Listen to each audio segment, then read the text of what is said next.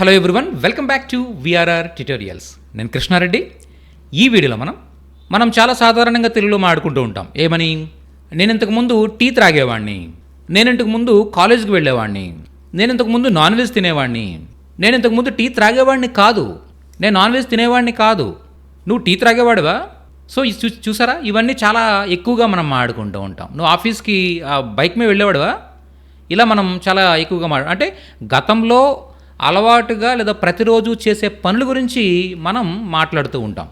So అలా మాట్లాడాలనుకున్నప్పుడు హిందీలో ఎలా చెప్పాలి అనేది నేర్చుకోబోతున్నాం. ఇప్పటికే మీరు ప్రీవియస్ వీడియో అంటే దీనికి ముందు వీడియో మీరు చూసినట్టయితే దీన్ని హిందీలో అపూర్ణ భూతకాలు అంటారని, అపూర్ణ భూతకాలని ఒక టెన్స్లో చెప్తామని, ఇంగ్లీష్లో యూజ్ టుతో చెప్తాం కదా, అలాగే హిందీలో అపూర్ణ భూతకాలు అని టెన్స్తో చెప్తామని, దానికి సంబంధించిన సెంటెన్స్ ఫార్మేషన్ ఎలా వస్తుంది అనేది జానా అనే ఒక వర్బ్ తీసుకుని మనం చేయడం జరిగింది. సో దానికి కంటిన్యూషన్గా మనం ఈ వీడియో చూడబోతున్నాం. అయితే ఇది ఒక సిరీస్ ఆఫ్ వీడియోస్ అనమాట. కంప్లీట్గా ఈ సిరీస్ ఆఫ్ వీడియోస్లో మీరు ఈ వీడియోనే ఫస్ట్ చూస్తున్నట్టయితే మిగిలిన వీడియోస్ కూడా, ముందు వీడియోస్ కూడా మీరు చూడడానికి పైన నెంబర్స్ కనిపిస్తున్నాయి కదా, ఈ నెంబర్స్కి జస్ట్ ప్లేలిస్ట్ అని టైప్ చేసి వాట్సాప్ చేయండి చాలు. మేము మీకు ఆ కంప్లీట్ వీడియోస్ సంబంధించిన లిస్ట్ అంతా కూడా పంపిస్తాం. సో మీరు వన్ బై వన్ వీడియోస్ చూస్తూ చాలా చక్కగా మీరు నేర్చుకోవచ్చు అనమాట. మరి స్టార్ట్ చేద్దామా? చూడండి, లాస్ట్ సెషన్లో మనం 47th పేజ్ చూసాం. మన స్పోకెన్ హిందీ బుక్లో 47th పేజ్లో ఉన్న కాన్సెప్ట్స్ చూసాం. 48th పేజ్లో ఉన్న కాన్సెప్ట్స్ చూద్దాం. ఇప్పుడు అదే జానా అనే క్రియతో నకారాత్మక మరియు ప్రశ్నావాక్యాలు ఎలా నిర్మించాలో చూద్దాం. సో అంటే మనం గతంలో ఒక పని చేసేవాళ్ళం కాదు, అలాగే మీరు చేసేవారా అని ఎలా అడగాలి అనేది ఈ సెషన్లో మనం చూడబోతున్నాం. ఓకే, చూడండి, నేను కాలేజ్కి వెళ్ళేవాడిని కాదు అని చెప్పాలి. నేను కాలేజీకి వెళ్ళేవాడిని కాదు. ఓకే, నేను అంటే ఏం చెప్తున్నాం మనం? మై అంటే నేను. కాలేజ్ కళాశాల అని చెప్పొచ్చు, నో ప్రాబ్లం, కాలేజ్ అని చెప్పేసి మీరు ఇబ్బంది ఏమి లేదు. వెళ్ళేవాడిని అంటే జాతా అంటే వెళ్ళేవాడిని. మరి ఎప్పుడైతే మీరు నహి యాడ్ చేశారో, నహి జాతా అంటే అర్థం ఏంటి?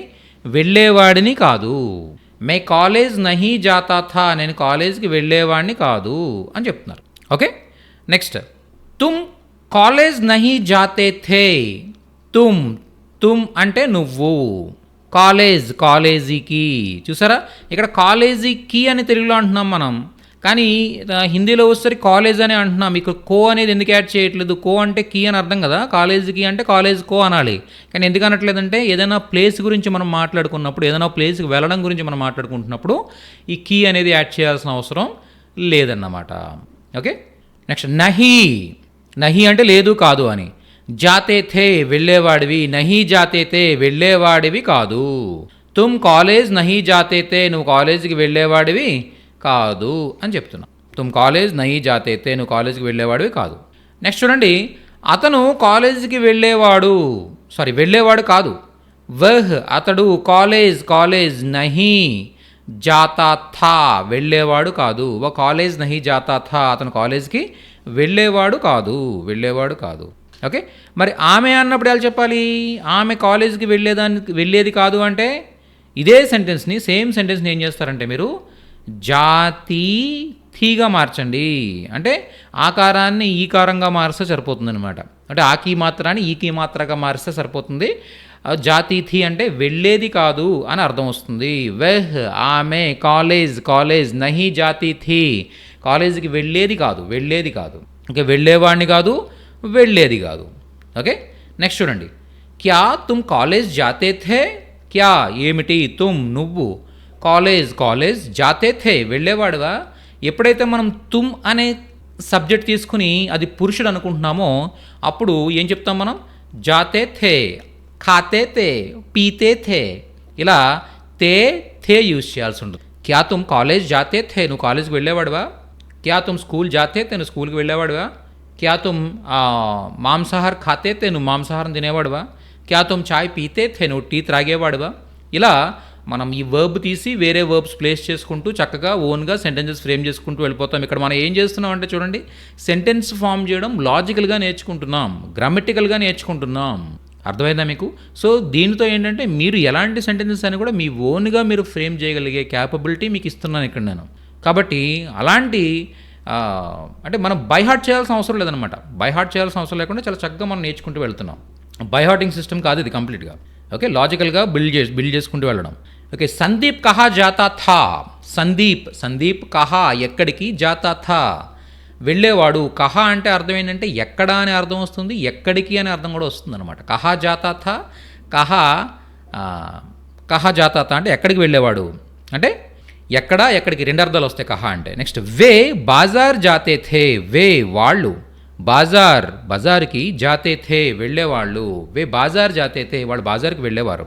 నెక్స్ట్ తుమ్ స్కూల్ జాతే థే క్యా.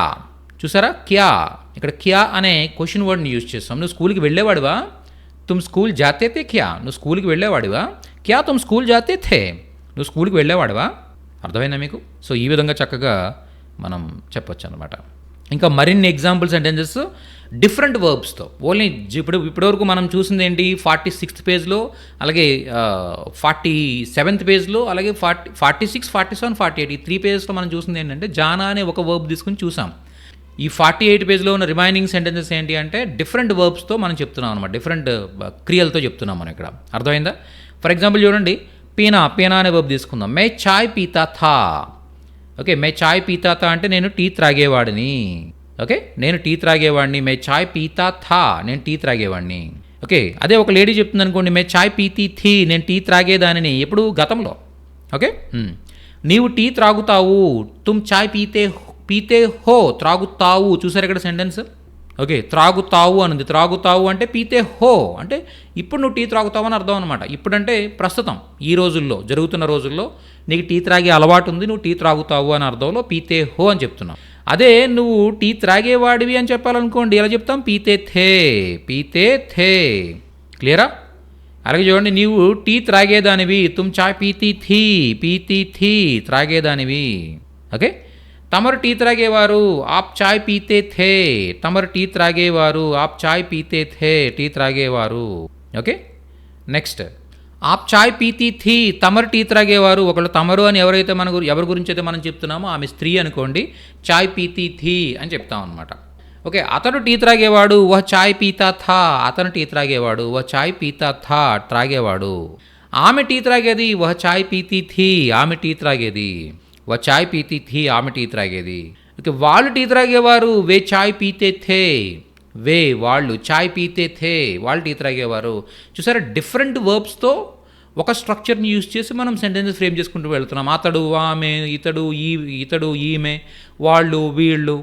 ఓకే, మేము, మనము, నువ్వు, ఓకే, నేను, ఇలా మనం చెప్తున్నాం. దాంతోపాటు మళ్ళీ సబ్జెక్ట్స్ చేంజ్ చేసుకుంటూ, అలాగే జెండర్, స్త్రీ, పురుషులు.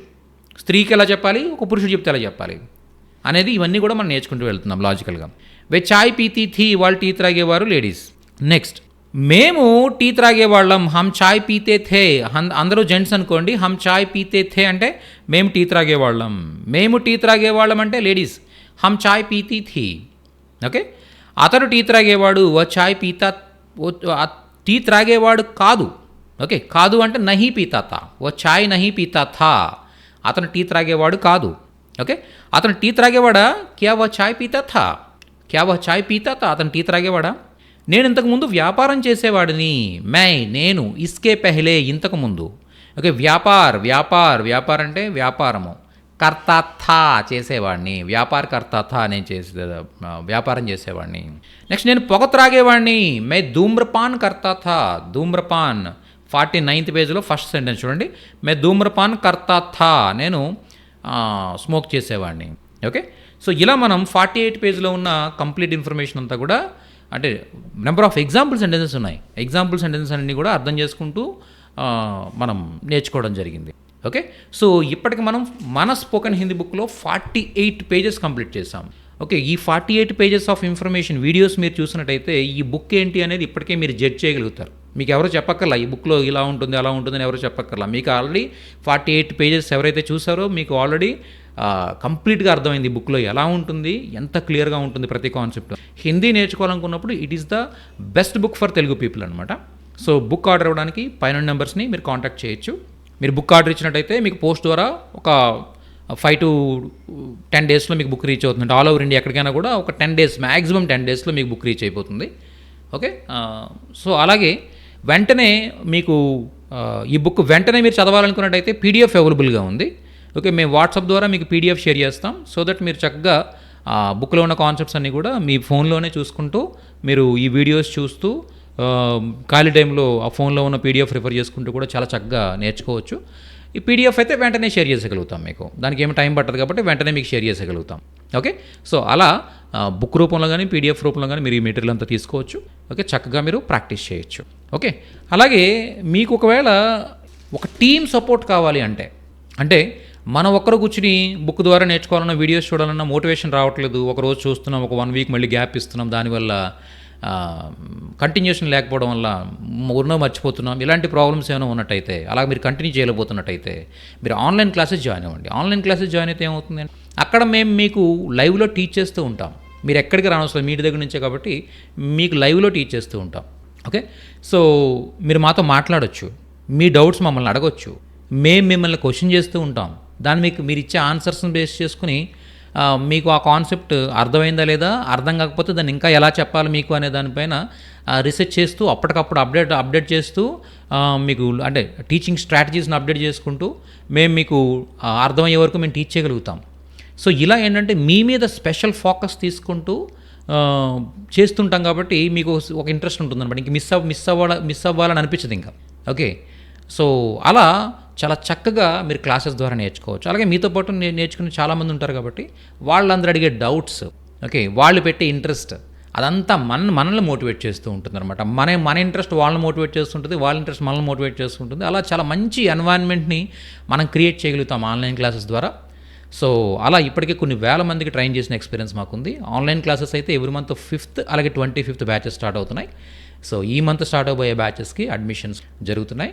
ఓకే, సో చాలా తక్కువ ఫీజుతో, అంటే ఈ రోజుల్లో ఇంత తక్కువ ఫీజుకి టీచ్ చేయడం కష్టం అనే అంత తక్కువ ఫీజుకే మేము టీచ్ చేయడం జరుగుతుంది. ఓకే, సో తెలుగు పీపుల్కి ఇది చాలా హెల్ప్ అవుతుంది. మన ఆన్లైన్ జాయిన్ అవ్వండి. ఆన్లైన్ క్లాసెస్ జాయిన్ అయిన వాళ్ళకి మన స్పోకెన్ హిందీ బుక్ కూడా మేము ఫ్రీ ఆఫ్ కాస్ట్ ప్రొవైడ్ చేయడం జరుగుతుంది. అలాగే 1 hour క్లాస్ తీసుకుంటాం. ఇంకా మీకు టైం ఉంటే మరొక 1 hour ప్రాక్టీస్ సెషన్ కూడా మీరు అటెండ్ అవ్వచ్చు. అలా 2 hours అటెండ్ అవుతూ మీ డౌట్స్ అన్నీ కూడా ఇంకా ఫర్దర్గా 2 hours తర్వాత కూడా మీకు ప్రాక్టీస్ చేస్తున్నప్పుడు వచ్చే డౌట్స్ అన్నీ కూడా మీరు మాకు వాట్సాప్ చేస్తూ ఉంటాం, మేము క్లియర్ చేస్తూ ఉంటాం. అలా కంప్లీట్ సపోర్ట్ ఇస్తూ మిమ్మల్ని ముందుకు తీసుకెళ్ళే ప్రోగ్రామ్. అంటే మీకు హిందీ అనేది చాలా ఇబ్బంది అవుతుంది లైఫ్లో, కంపల్సరీ మీరు నేర్చుకోవాలనుకున్నట్టయితే మాత్రం ఆన్లైన్ క్లాస్ అనేది ద బెస్ట్ ఆప్షన్ అనమాట. సో ఆన్లైన్ క్లాస్లో జాయిన్ అవ్వడానికి కానీ, బుక్స్ ఆర్డర్ అవ్వడానికి కానీ పైన నెంబర్స్ కనిపిస్తున్నాయి, ఈ నెంబర్స్కి కాంటాక్ట్ చేయండి. అంటే కాల్ ద్వారా కానీ వాట్సాప్ ద్వారా కానీ మీరు కాంటాక్ట్ చేయండి. నెక్స్ట్ సెషన్లో మరింత నేర్చుకుంటూ మళ్ళీ కలుద్దాం. Thank you so much.